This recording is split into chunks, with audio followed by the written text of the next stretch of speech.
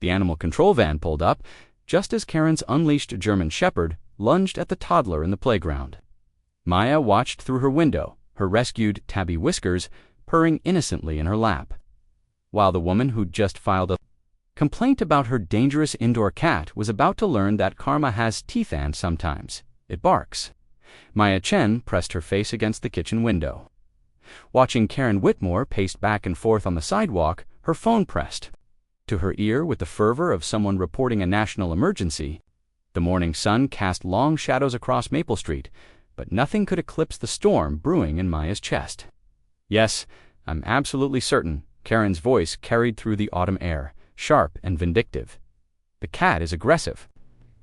Attacked my poor Brutus yesterday. Nearly gave him a heart attack." Maya's grip tightened on her coffee mug.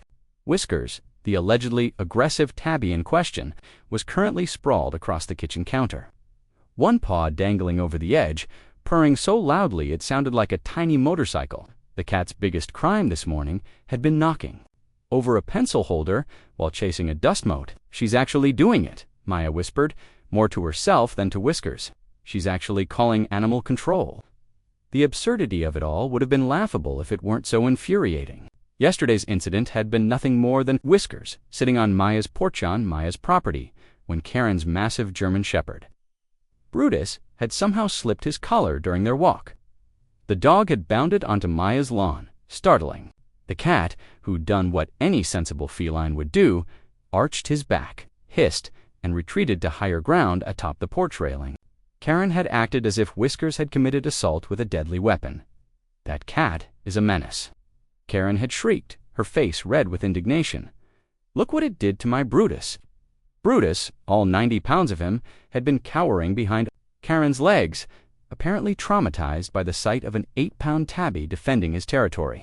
The irony wasn't lost on Maya, but trying to explain it to Karen had been like reasoning with a brick wall wearing a pink velour tracksuit and wielding a sense of entitlement the size of Texas. Now, watching Karen pace and gesture dramatically into her phone, Maya felt her patience evaporating like morning dew. She'd moved to this quiet suburban neighborhood 6 months ago, seeking peace after her divorce. The small duplex had seemed perfect until she'd discovered that her next-door neighbor was the human equivalent of a car alarm that never stopped going off. "I don't care what the regulations say," Karen was saying, her voice rising to a pitch that could shatter glass. "That cat is dangerous. It's probably feral. Who knows what diseases it's carrying?" Maya's jaw clenched. Whiskers wasn't just any cat. He was a rescue she'd adopted from the shelter 2 years ago, after he'd been found half-starved and injured in an alley. The veterinary bills alone had cost her 3 months' salary, but she'd nursed him back to health with the dedication of a surgical team. He was current on all his vaccinations, had been neutered, and spent his days alternating between napping in sunbeams and playing with his collection of catnip mice. The only thing dangerous about Whiskers was his tendency to knock important documents off Maya's desk at the worst possible moments.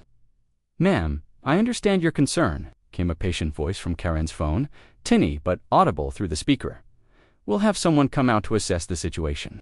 Can you provide the address?" Maya's stomach dropped.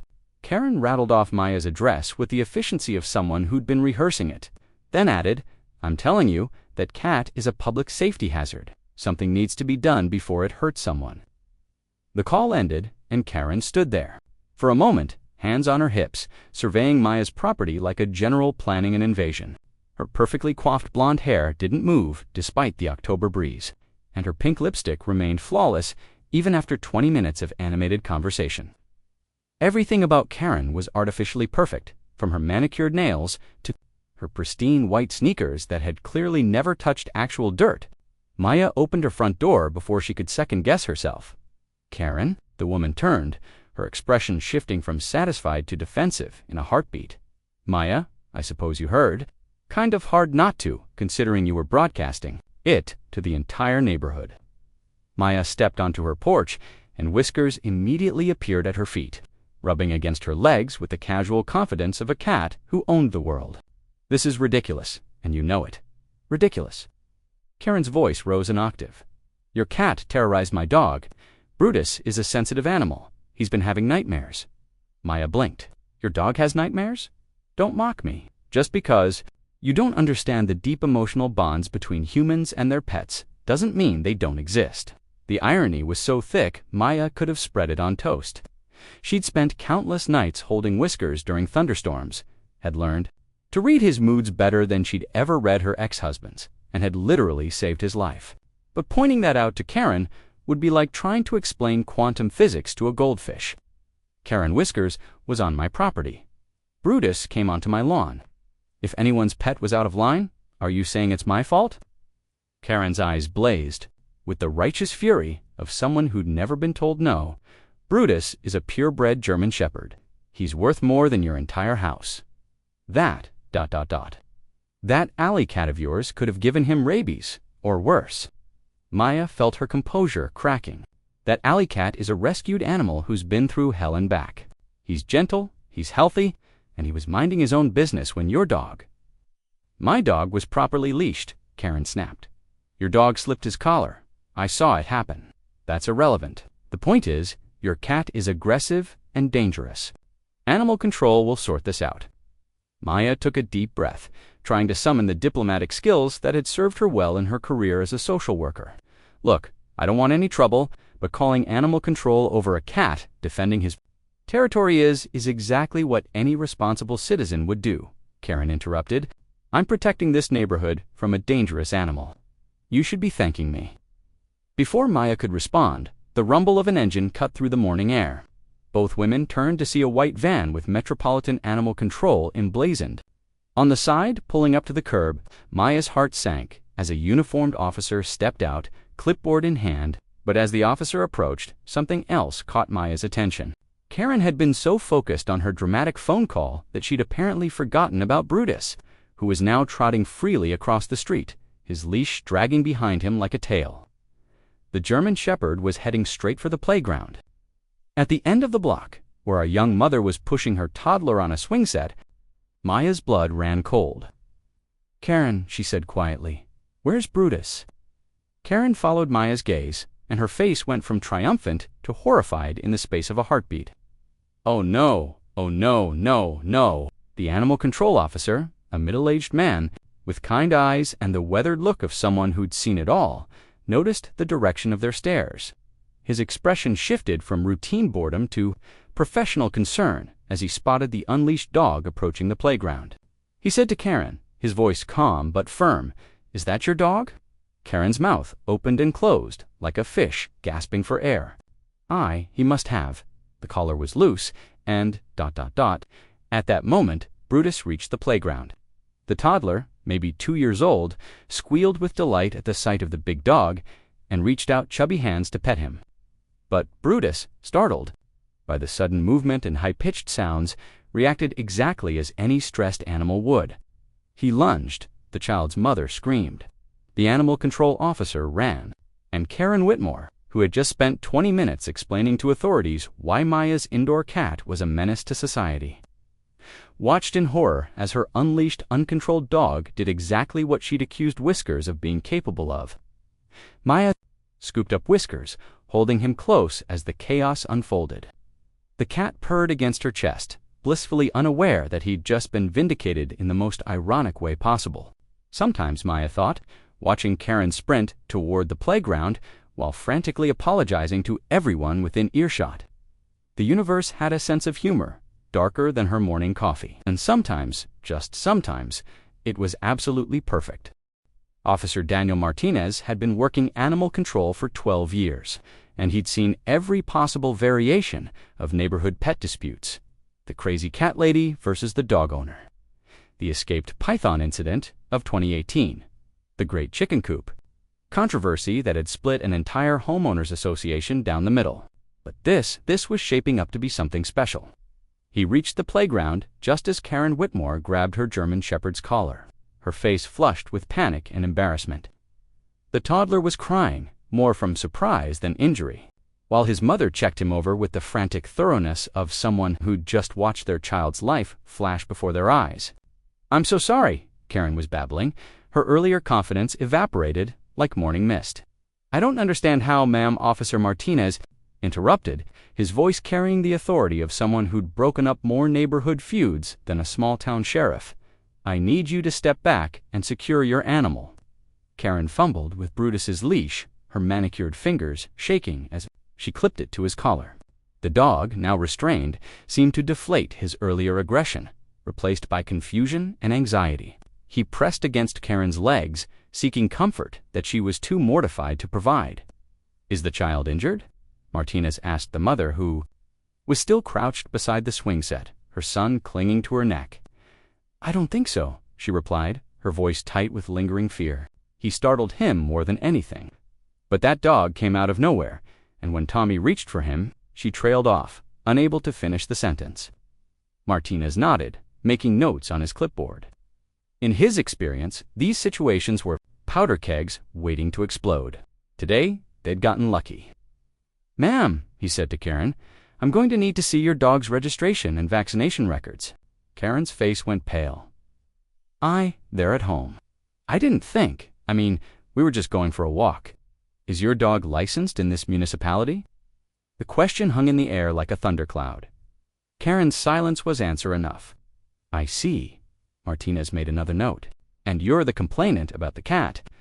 Karen nodded miserably, apparently realizing for the first time how spectacularly her plan had backfired. But that was different. That cat was being aggressive, toward Brutus. Aggressive how? It hissed at him and arched its back. Brutus was terrified. Martinez had to bite back a smile. In his 12 years on the job, he'd learned that the truth of neighborhood disputes was usually the opposite of what the complainant claimed. The vicious dog was usually just poorly trained. The aggressive cat was usually just being a cat. And the responsible pet owner was usually anything but. "Show me," he said. They walked back toward Maya's house, Karen trailing behind like a defendant approaching the witness stand. Maya was still standing on her porch, the allegedly dangerous cat draped across her shoulders like a furry scarf, purring loud enough to be heard from the sidewalk. "This is the aggressive animal?" Martinez asked, gesturing toward Whiskers. "He attacked my dog," Karen said weakly, but her heart was no longer in it. Martinez approached the porch, extending his hand toward the cat. Whiskers immediately leaned into the touch, his purr intensifying as the officer scratched behind his ears. The cat's eyes closed in bliss, and he began kneading the air with his paws, the picture of feline contentment. "Vicious," Martinez said dryly. "I can see why you were concerned." Maya stepped forward, her earlier anger replaced by something more dangerous. Calm satisfaction. "Officer, I'd like to file a complaint." Karen's head snapped up. "What? About the unleashed dog that just threatened a child in a public playground?" Maya's voice was steady, professional. "I believe that constitutes a public safety hazard." "Now wait just a minute," Karen began. "Ma'am," Martinez interrupted, "the lady has a point. Your dog was off-leash in a public area and displayed aggressive behavior toward a minor. That's a serious violation. But it was an accident. The collar slipped. An accident that could have resulted in serious injury." Martinez turned to Maya. "You witnessed the incident." "From start to finish?" "Who was simply sitting on my porch." Karen looked like she'd been slapped. "Ms. Whitmore," she corrected automatically. "I'm divorced." "I'm sorry to hear that," Maya said, though her tone suggested she wasn't sorry at all. "Officer, I'd also like to note that Ms. Whitmore's dog has been off-leash on multiple occasions. Last week, I saw him chase Mrs. Peterson's cat up a tree. 2 weeks ago, he got into the Hendersons' garbage and scattered it across the street." Martinez looked at Karen, who was now resembling a deer caught in very bright headlights. "Is this true?" Brutus is usually very well-behaved, ... "That's not what I asked." Karen's shoulders sagged. "The leash law is so restrictive. He needs exercise, and he's not aggressive usually." "Usually doesn't help when a child is involved," Martinez said grimly. "I'm going to need to see those vaccination records today, and I'll need to file a report about the playground incident." "What does that mean?" Karen asked, though her tone suggested she already knew. "It means your dog is now on record as having displayed aggressive behavior toward a human child. If there's another incident, the consequences will be much more severe." Maya watched Karen's face crumble, and for a moment, she almost felt sorry for her. Almost. But then she remembered the past 6 months of snide comments, passive-aggressive complaints, and outright hostility. Karen had made Maya's life miserable, simply because she could. Because she'd assumed her position as the neighborhood's self-appointed watchdog gave her the right to harass anyone who didn't meet her impossible standards. "There's something else," Maya said quietly. "Brutus barks for hours when Ms. Whitmore leaves him alone. I have recordings from my security camera, time-stamped and dated. The city ordinance clearly states that sustained barking for more than 20 minutes constitutes a noise violation." Karen's face went from pale to green. "You've been recording my dog. I've been recording my property, which happens to pick up audio from your yard. It's perfectly legal." Maya's smile was sharp as a blade. "I have 3 weeks' worth of footage showing your dog barking continuously for periods ranging from 45 minutes to 3 hours. Martinez whistled low. 3 hours. The day Ms. Whitmore went to that garden party at the country club. Brutus started barking at 2 p.m. and didn't stop until she returned at 5:30. I have video evidence of neighbors closing their windows and children being brought inside because of the noise." Karen looked like she was going to be sick. "I didn't know, ... "You didn't know because you weren't here," Maya said. "But everyone else in the neighborhood knows. We just haven't complained because we were trying to be neighborly." The word neighborly hung in the air like an accusation. Karen had shown Maya no such courtesy, had gone straight to the nuclear option of calling animal control over a cat doing what cats do. "I'll need to see those recordings," Martinez said to Maya. "Of course, I can email them to you today. And Ms. Whitmore, I'll need those vaccination records by 5 p.m., or your dog will be considered unlicensed and potentially dangerous. That's a $500 fine plus court costs." Karen's knees nearly buckled. $500. That's for the unlicensed violation. The noise violations are $150 each. And I count at least 20 separate incidents based on Ms. Chen's testimony. The off-leash violation is another $200, and the aggressive behavior toward a minor. Martinez consulted his notes. That's $300 plus mandatory behavioral assessment. Maya watched Karen do the math, her face growing paler with each number. What had started as a vindictive complaint about an innocent cat had snowballed into potential fines exceeding $4,000. "There has to be some mistake," Karen whispered. "The only mistake," Maya said gently, "was assuming you could bully someone without consequences."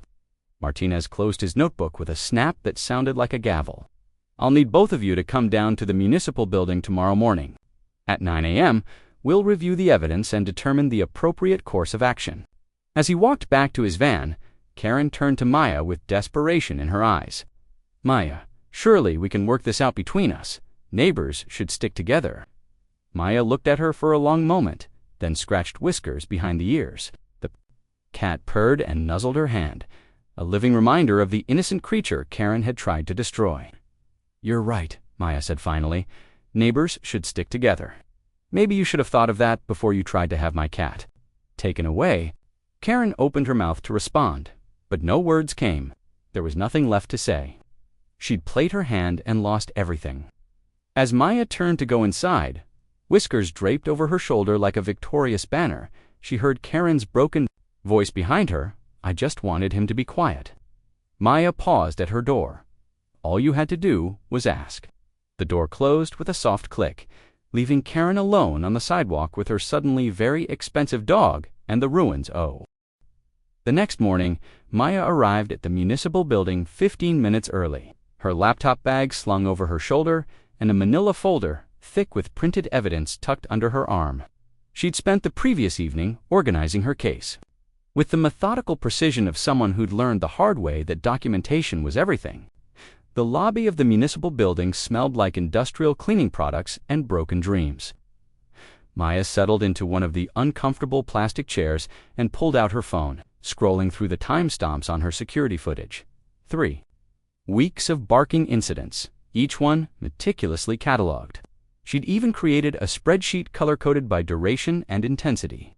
At 8:55 a.m., Karen Whitmore stumbled through the glass doors, looking like she'd spent the night wrestling with her conscience and losing. Her usually perfect hair was pulled back in a messy ponytail.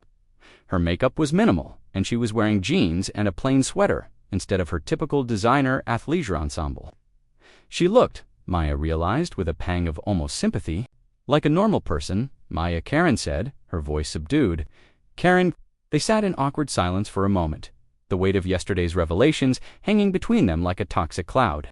Maya could hear Karen's foot tapping against the linoleum, a nervous habit she'd never noticed before. I brought the vaccination records, Karen said finally, holding up a folder, and the registration papers. I paid the licensing fee online last night.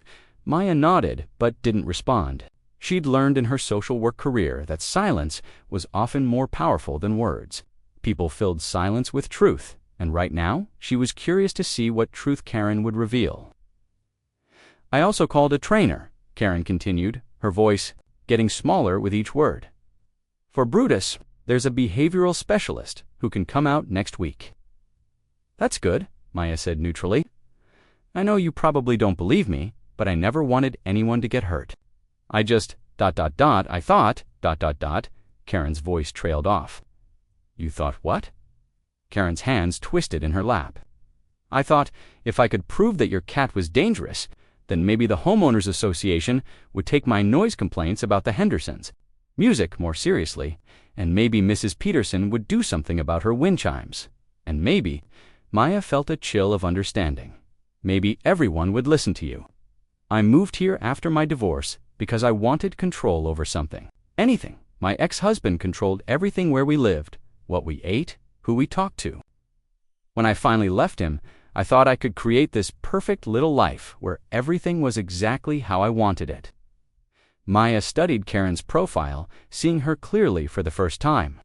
Not the neighborhood villain she'd built up in her mind, but a woman who'd been through hell and had chosen to make others suffer rather than deal with her own pain. But you can't control other people, Maya said gently. You can only control yourself. I know that now, Karen whispered. I know that now. At 9 a.m. sharp, a secretary called them into a conference room where Officer Martinez was waiting with a woman Maya didn't recognize. The woman was tall, with prematurely gray hair and the kind of steady gaze that suggested she'd seen every possible variety of human stupidity. Good morning, the woman said. I'm Jennifer Walsh, Municipal Code Enforcement. Officer Martinez has briefed me on the situation. Maya and Karen took seats across from each other at the small conference table. The formal setting made everything feel more serious, more final. Ms. Chen Walsh began. I've reviewed the evidence you submitted. The audio recordings clearly show sustained barking in violation of city ordinance. 14-7, the video footage confirms. Multiple instances of an unleashed dog on public property, which violates Ordinance 12-3. And yesterday's incident at the playground constitutes a public safety concern under Ordinance 15-2. Karen's face had gone pale again. Ms. Walsh, I want to make this right. I've already started training, and I'm willing to pay whatever fines are necessary. The fines are substantial. We're looking at approximately $4,200 in total violations. Karen's breath caught. 4,000, ... However, Walsh continued, the city has a mediation program for neighbor disputes. If both parties agree to participate, we can reduce the fines significantly and work toward a resolution that benefits everyone. Maya felt Karen's desperate gaze on her. Part of Hertha, part that had been subjected to 6 months of harassment, wanted to watch Karen face the full consequences of her actions. But another part, the part that had been trained to help people find their way through crisis, recognized an opportunity for genuine change. What would mediation involve? Maya asked. A series of supervised meetings where you both work with a neutral mediator to establish boundaries and expectations. Ms. Whitmore would also be required to complete a responsible pet ownership course and pay for any damages her dog may have caused. And if I refuse mediation, then we proceed with the full fine structure and potential criminal charges for the playground incident. Maya looked at Karen, who was sitting perfectly still, her hands folded in her lap like a child waiting for punishment. The woman who had terrorized her neighborhood for months looked fragile now, broken in a way that fines and punishment couldn't fix. There's something else, Maya said slowly. I want to know why you really called animal control about my cat. Karen's composure cracked. I told you he was aggressive. No, Maya's voice was firm. That's not the real reason. You've been harassing me since the day I moved in. You've complained about my garden, my car, the way I hang my laundry. You've made snide comments about my divorce, my job, even my choice to adopt a rescue cat instead of buying a purebred. So I'll ask you again. Why did you really call animal control?" The room fell silent. Walsh and Martinez exchanged glances. Sensing that they were witnessing something deeper than a simple neighbor dispute, Karen's hands were shaking now. "Because you weren't afraid of me." "What?" "Everyone else in the neighborhood, they walk on eggshells around me.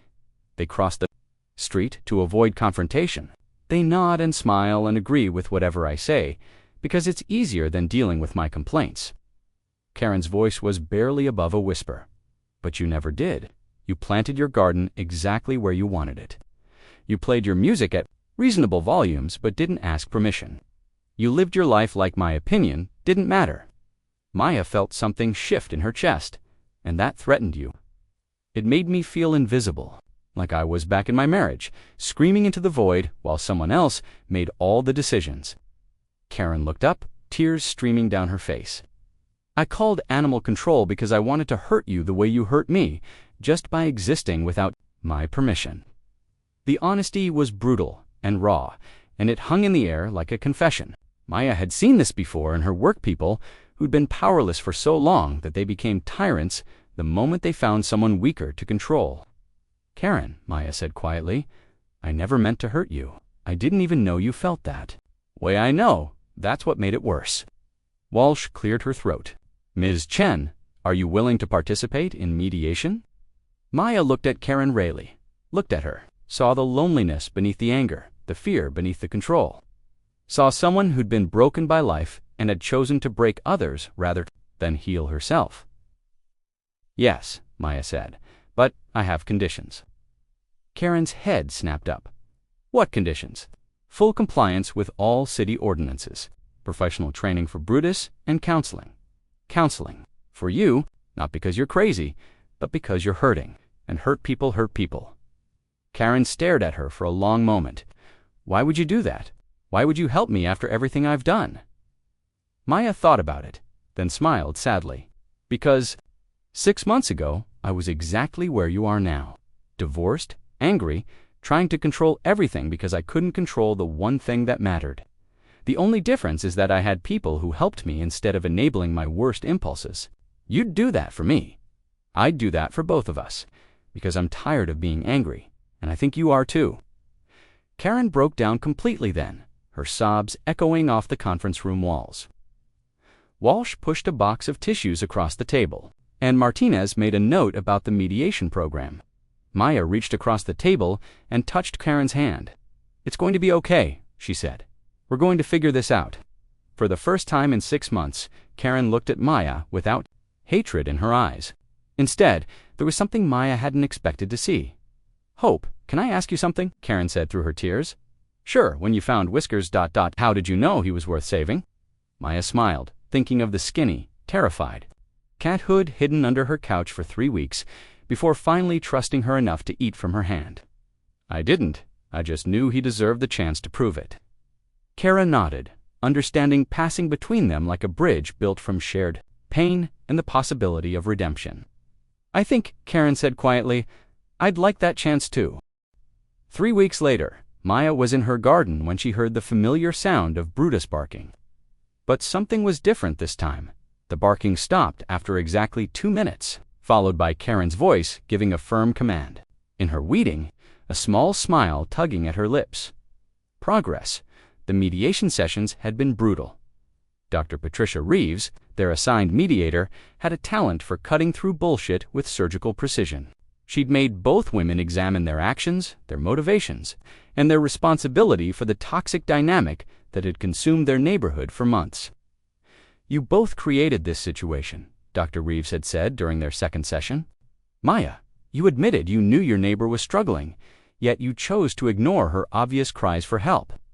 Karen, you admitted you deliberately targeted Maya because she represented something you couldn't control. Neither of you is innocent. Here, Maya had wanted to argue she'd been the victim, after all but Dr. Reeves had held up a hand.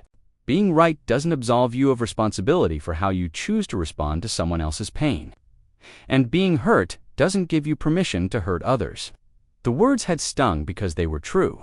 Maya had noticed Karen's increasing desperation, the way she'd hover by her window watching the neighborhood, the loneliness that radiated from her like heat from asphalt. But instead of reaching out, Maya had simply avoided her, building walls instead of bridges. Now, 3 weeks into their court-ordered mediation, things were slowly changing. Karen had enrolled Brutus in an intensive training program and was working with a behavioral specialist twice a week. She'd also started seeing a therapist, though Maya only knew this because Dr. Reeves had mentioned it during their last session. Recovery isn't linear, Dr. Reeves had warned them. There will be setbacks. The question is whether you'll use those setbacks as excuses to revert to old patterns or as opportunities to practice new ones. Maya was contemplating this when she heard footsteps on the sidewalk. She looked up to see Karen approaching, but instead of her usual aggressive stride, she was walking hesitantly, like someone approaching a wild animal that might bolt. Karen's voice was tentative. Could I talk to you for a minute? Maya stood, brushing dirt from her knees. Of course, Karen was holding a manila envelope, and her hands were shaking slightly. I wanted to give you this. Maya took the envelope, noting that Karen had taken a step back, giving her space. 3 weeks ago, Karen would have invaded her personal space, demanding attention and validation. Now she waited, respectfully, for Maya to open it. Inside was a check for $847. What's this for? Maya asked. I did some research, Karen said, her voice barely above a whisper.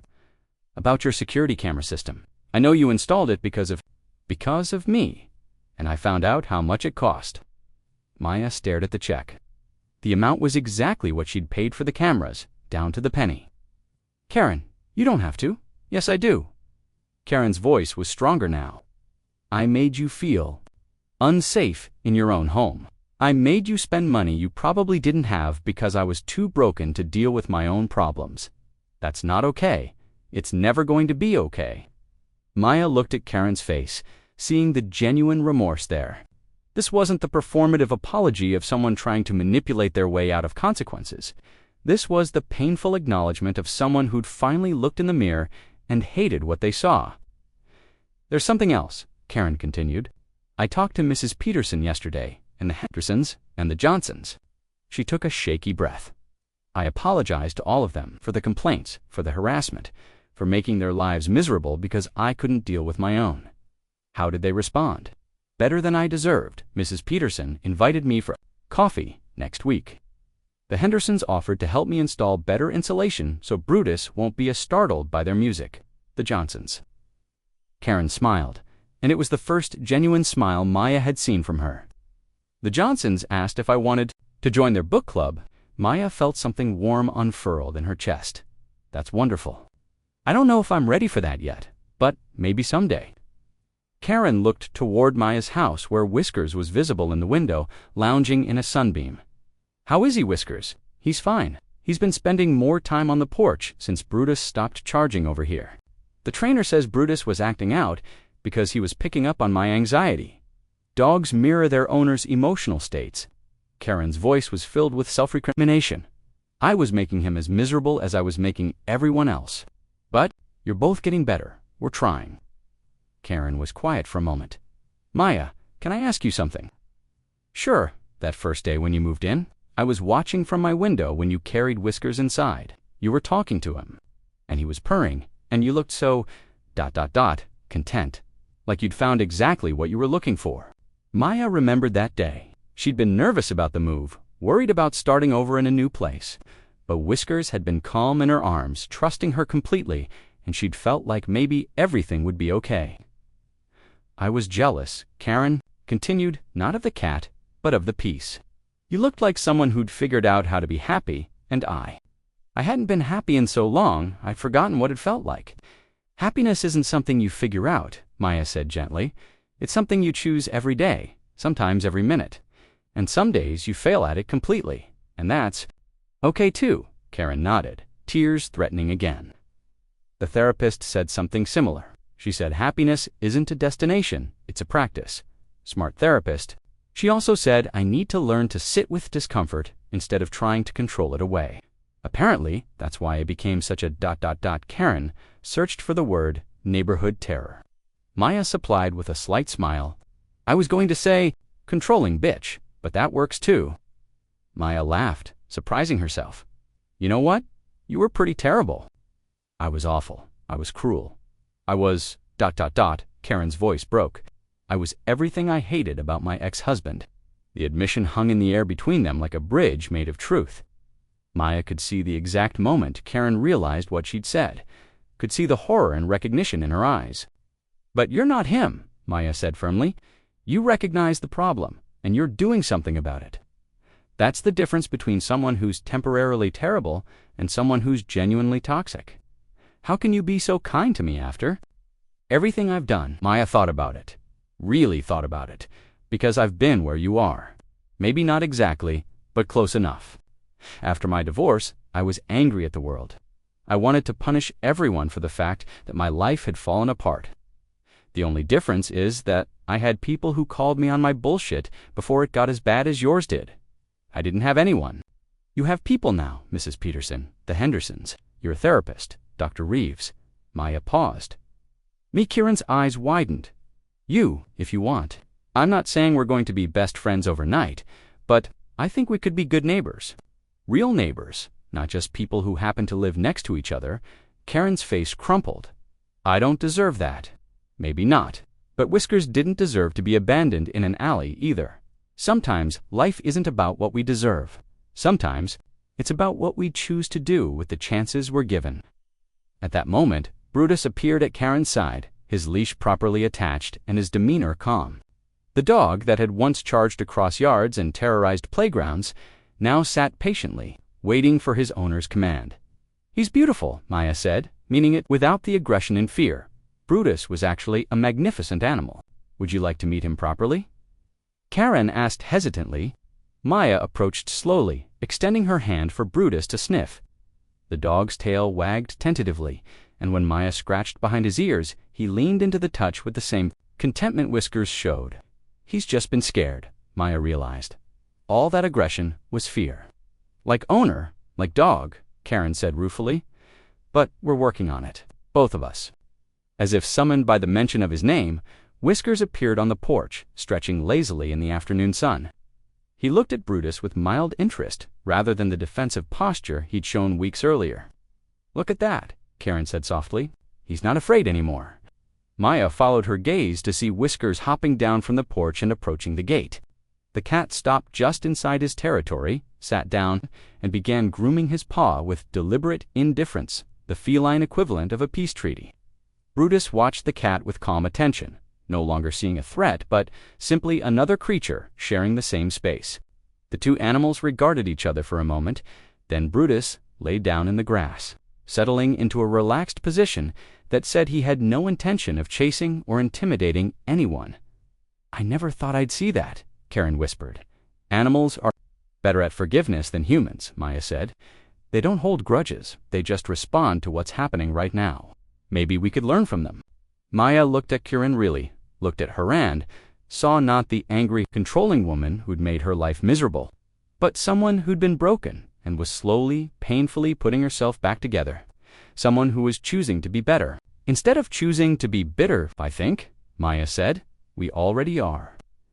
Karen smiled then, and it transformed her Through her bedroom window, she glanced at her clocks, 11:30 a.m. on a Saturday. Normally, weekend morning noise would have annoyed her, but this sound was different. It was joyful, genuine, and completely unexpected. She padded to the window and peered through the blinds to see Karen in her backyard with a small group of people Maya didn't recognize. They were standing in a circle around Brutus, who was demonstrating what appeared to be perfect obedience training. The dog sat, stayed, and came when called, his tail wagging with pride at each successful command. Good boy!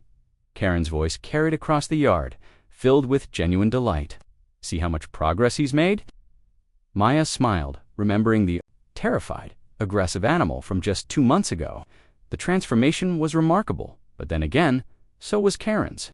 Their mediation had officially ended 3 weeks ago, with Dr. Reeves declaring it one of her most successful cases. But the real success wasn't measured in completed paperwork or satisfied legal requirements. It was measured in small, daily choices to be better. Maya threw on a robe and stepped onto her porch to retrieve the morning paper. Whiskers immediately appeared beside her, as if he'd been waiting for their daily ritual. "Maya," Karen called. From her yard, "Good morning." "Morning," Maya called back, surprised by how natural the exchange felt. 2 months ago, they'd barely been able to be in the same room without a mediator. Now they waved to each other like normal neighbors.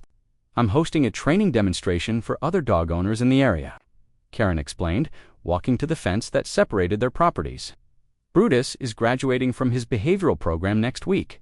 "That's wonderful. How's he doing?" "See for yourself." Karen opened her gate and called to Brutus, who immediately trotted over, his leash slack and his demeanor calm. When he reached Maya, he sat without being asked and offered his paw. Maya shook it solemnly. "Very impressive, Mr. Brutus." The dog's tail wagged, but he remained seated until Karen gave him the release command. The contrast to his former behavior was almost surreal. "The trainer says he's one of her star pupils," Karen said, pride evident in her voice. "Turns out he's actually incredibly intelligent. He was just responding to my anxiety and lack of consistent boundaries." "And how are you doing?" "With the anxiety, I mean." Karen's expression grew thoughtful. "Better. Not perfect, but better. The therapist says anxiety will probably always be part of my life, but I'm learning to manage it instead of letting it manage me." Maya nodded. She'd been wondering about Karen's mental health, but hadn't wanted to pry their friendship because that's what it was becoming. She realized was still delicate, built on a foundation of shared growth rather than shared history. "Actually," Karen continued, "I wanted to ask you something. The book club one joined. He's reading a novel about animal rescue next month, and Mrs. Peterson suggested we invite you to join our discussion." You know, given your experience with Whiskers, Maya felt a flutter of surprise. "You'd want me there?" "Of course. You're probably the only person in the neighborhood who actually understands what it means to save something that everyone else has given up on." The words hung in the air, loaded with meaning beyond their surface. Maya looked at Karen's face, seeing the vulnerability there, the hope mixed with fear of rejection. "I'd like that," Maya said. "When do you meet?" "Thursday evenings at Mrs. Peterson's house, 7 o'clock. Fair warning, she makes terrible coffee, but excellent cookies. I can live with that." They were interrupted by a commotion from Karen's backyard, where one of the training demonstration participants was struggling with a large, excitable golden retriever. The dog had apparently decided that the training session was actually an impromptu play date and was attempting to engage every other dog present in a game of chase. "Excuse me," Karen said with a laugh. "Duty calls." Maya watched her hurry back to help, noting the easy confidence with which she handled the situation. The woman who had once called animal control over a cat sitting on a porch was now helping other pet owners navigate their challenges with patience and expertise. Whiskers wound around Maya's legs, drawing her attention back to him. The cat was looking toward Karen's yard with what Maya had learned to recognize as his planning something expression. "What are you thinking about, troublemaker?" Whiskers meowed once, then trotted down the porch steps and through the open gate into Karen's yard. Maya's heart skipped a beat, not from fear, but from surprise at her own reaction. 2 months ago, she would have panicked at the thought of her cat in Karen's space. Now, she was merely curious about what he was up to. She followed him into the backyard, where the training session had devolved into organized chaos. The golden retriever was still trying to start a pack-wide game, while a nervous border collie hid behind its owner's legs, and an elderly beagle sat in the middle of it all, looking supremely unbothered by the drama. Whiskers surveyed the scene with the serene confidence of a diplomat entering peace negotiations. He approached the nervous border collie, sat down just out of reach, and began grooming himself with deliberate nonchalance. Maya watched in fascination. As the dog's anxiety visibly decreased, something about Whiskers' calm presence seemed to radiate tranquility. Within minutes, the border collie had ventured closer, encouraged by the cat's complete lack of threat or judgment. "Would you look at that?" said the border collie's owner, a middle-aged man with paint-stained fingers. Jaspers never approached. Another animal, voluntarily. "Cats can be incredibly therapeutic," Karen said, glancing at Maya with a smile. "This one's special, though. He's got excellent judgment about character." Maya felt a flush of warmth at the compliment. It was such a simple thing, but coming from Karen, it felt like a badge of honor earned through fire. The training session continued with Whiskers as an unofficial therapy animal, helping nervous dogs relax and overexcited ones settle down. By the end of the hour, even the golden retriever was sitting calmly, apparently mesmerized by the cat's zen-like composure. "I've never seen anything like it," said the trainer, a no-nonsense woman named Lisa who'd been working with difficult animals for 15 years. "That cat has better energy management skills than most humans. He's had practice," Maya said, scratching Whiskers behind the ears. "We've both had to learn how to stay calm in stressful situations." Lisa studied Maya with the sharp attention of someone used to reading between the lines. "You should consider pet therapy training. There's a program at the Children's Hospital that's always looking for suitable animals and handlers." "Really? Really? Your cat obviously has the temperament for it, and you—" Lisa paused, then smiled. "You have the look of someone who understands that healing isn't always pretty." Maya felt something click into place, like a puzzle piece she hadn't realized was missing. Pet therapy. Using her experience with Whiskers to help others navigate their own difficult journeys. "I'd be interested in learning more," she said. "I'll send you the information," Lisa promised, then turned to address the group. "That's all for today, folks. Remember, consistency is key. Your animals will only be as stable as you are." As the participants dispersed, Maya helped Karen clean up the training equipment. It was comfortable, companionable work, the kind of easy cooperation that develops between people who've weathered storms together. "Thank you," Karen said as they stacked the last of the cones. "For what? For letting Whiskers help today? For not freaking out when he wandered over? For ... Karen paused, searching for words.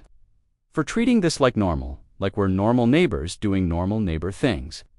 Maya looked around Karen's backyard, noting the new flower beds, the repaired fence. The general sense of care and attention. It looked like the yard of someone who was building a life rather than merely surviving one. "We are normal neighbors," Maya said. "We just took a really weird path to get here." Karen laughed, and the sound was light and genuine. "The weirdest, but maybe that's okay.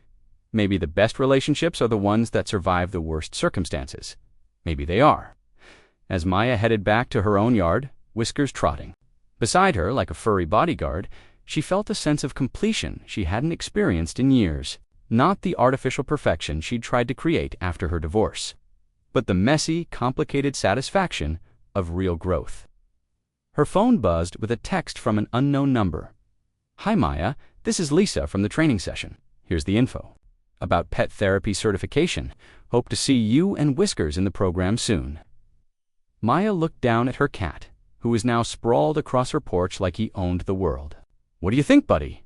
Ready for a new adventure?" Whiskers purred his approval, and Maya found herself laughing.